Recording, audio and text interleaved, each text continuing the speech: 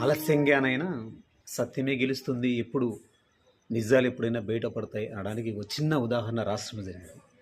Rayalaseema lift irrigation గురించి రేవంత్ రెడ్డి అసెంబ్లీలో మాట్లాడడం, తర్వాత ఆంధ్రప్రదేశ్లో దుమారం లేయడం, దీనికి సంబంధించిన వైసీపీ పార్టీ క్లారిటీ ఇవ్వడం, దీన్ని తిప్పికొట్టడానికి, డైవర్ట్ చేయడానికి ముఖ్యమంత్రి Chandrababu Naidu and co parties and ఉంపుడు మీడియా పత్రికలన్నీ కూడా చాలా దారుణంగా 2020లో నిలిపేసినారు.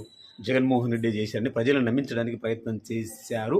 అందుకు సంబంధించి విఫలం అవుతున్న నేపథ్యంలో కొన్ని నిజాలు బయటపడ్డాయి, కొన్ని వాస్తవాలు బయటపడ్డాయి. అదేంటంటే 2021, ఇంకోటి 2023. 2021 జీవోలో వాదనలు వినిపిస్తున్న లాయర్లకు ఫీజులతో పాటుగా ఈ ప్రాజెక్టు యొక్క ముఖ్య ఉద్దేశం, కేసుకు సంబంధించిన నేపథ్యాన్ని గురించి ఒక జీవో రిలీజ్ చేశారు 2021లో.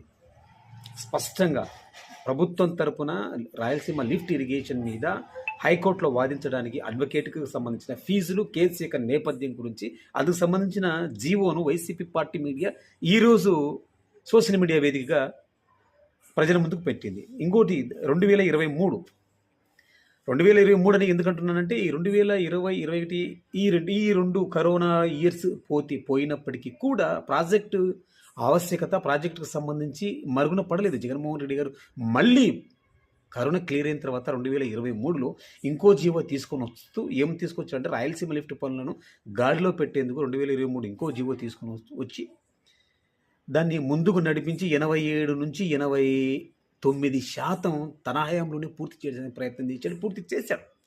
దీనికి సంబంధించి తెలంగాణ ముఖ్యమంత్రి స్వయంగా చంద్రబాబును ఒప్పించి, అంటే నేను ఎంత చేసినా కూడా జగన్మోహన్ రెడ్డి ఈ ప్రాజెక్టును పూర్తి చేసే తీరుతాడు, రాయలసీమకు, తద్వారా నెల్లూరుకు, తద్వారా తిరుపతికి, తద్వారా చెన్నైకి, రాష్ట్రానికి సాగునీరు తీసుకుపోవడంలో జగన్మోహన్ రెడ్డి వెనకాడన్న ఉద్దేశంతో రేవంత్ రెడ్డి తన సూట్ కేస్ మిత్రుడు, తనకున్నటువంటి సంబంధ బాంధవ్యాల నేపథ్యంలో ఆంధ్రప్రదేశ్ కూటమి ముఖ్యమంత్రి చంద్రబాబు నాయుడిని ఒప్పించి మరీ ప్రాజెక్టును నిలుపుదల చేసి రాయలసీమకు, తద్వారా రాయలసీమ జిల్లాలకి, తద్వారా చెన్నైకి నోట్లో మట్టి కొట్టిన పాపం రేవంత్ రెడ్డి అండ్ చంద్రబాబు నాయుడు గారిది. శ్రీశైలంకి ఎప్పుడు 843 అడుగులకు రావాలి, ఎప్పుడు పోతిరెడ్డిపాడు హెడ్ రెగ్యులేటర్కి నీళ్ళు ఎప్పుడు వదలాలి, అక్కడ నుంచి మనం ఎప్పుడు నీళ్ళు తీసుకుని రావాలి, అక్కడికి వచ్చే నీటిని వాళ్ళు 224 నుంచి 243 వరకు వాడుకుంటానే ఉంది తెలంగాణ ప్రభుత్వం. మరి అవి దాటి మనం నిండిన తర్వాత మనకెప్పుడు వస్తాయి నీళ్ళు? ఇందుకు సంబంధించి తెలంగాణ అయితే ఎంత వాటా వాడుకుంటుందో అందులో తక్కువ వాటైనా రాయలసీమకు తీసుకురావాలన్న జగన్మోహన్ రెడ్డి ఉద్దేశాన్ని రాష్ట్ర ప్రజలు అర్థం చేసుకున్నారు, కూటమి మీద తిరగబడుతున్నారు.